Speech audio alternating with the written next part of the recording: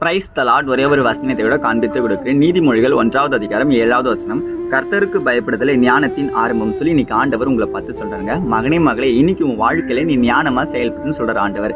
சரி, ஞானம் என்னன்னு பாத்தீங்கன்னா கர்த்தருக்கு பயந்து தீமையை விட்டு விலகிறதாமா. ஏசப்பாக்கு எதெல்லாம் பிரியமில்லாத காரியமோ அதை நம்ம செய்யக்கூடாது, அதை விட்டு விலகணும்னு சொல்லி இன்னைக்கு ஏசப்பா இன்னைக்கு உங்களை பார்த்து சொல்றாருங்க.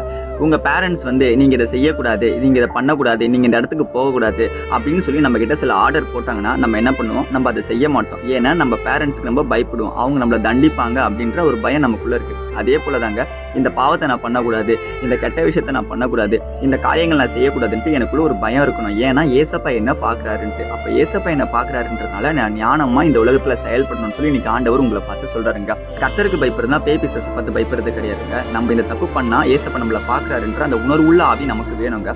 அதுக்கு நமக்கு ஞானம் தேவை. அந்த ஞானத்தை இன்னைக்கு ஆண்டவர் உங்களுக்கு தரேன்னு சொல்றாரு. அதுக்கு நீங்க என்ன பண்ணணும்? ஆண்டவர்கிட்ட ஞானத்தை